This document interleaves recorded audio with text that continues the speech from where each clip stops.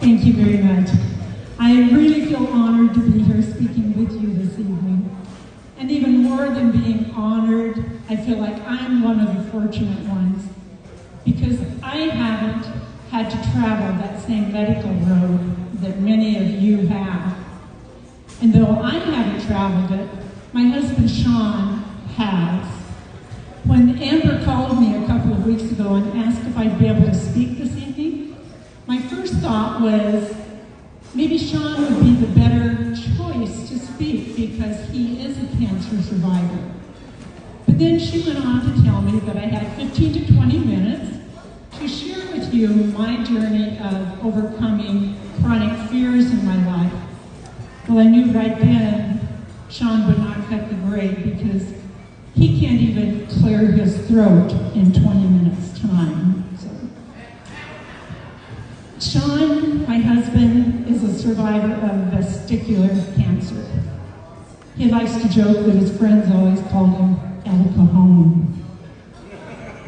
But other than cancer survivor, he has also survived a small plane crash.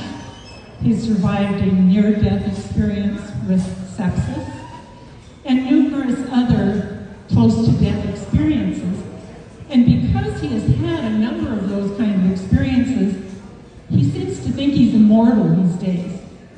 He always tells me that he is going to outlive me, in spite of the fact that I've always been the healthy one. I tell him that he's wrong, he won't outlive me, because if I go first, I'm taking him with me. That man would not know what to do, how to do it, if I wasn't here to tell him. And heaven forbid he'd never be able to find the parking space in the shopping center. So fortunately, I have a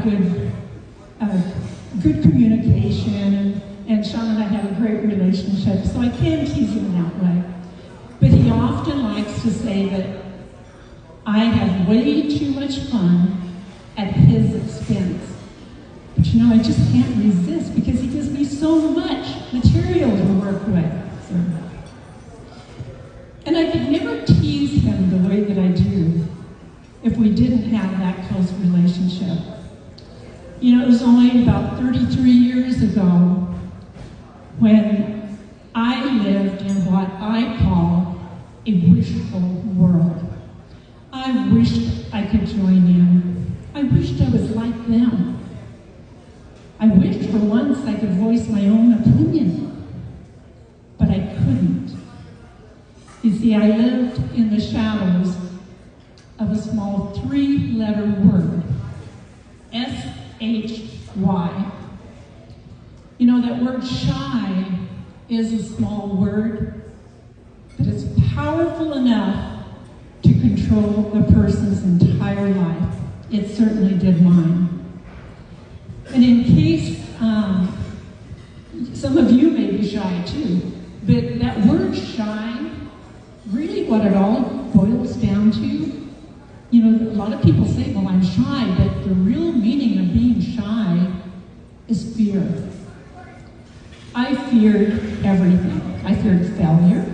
I feared rejection. And of course, I feared being humiliated if I made a wrong choice.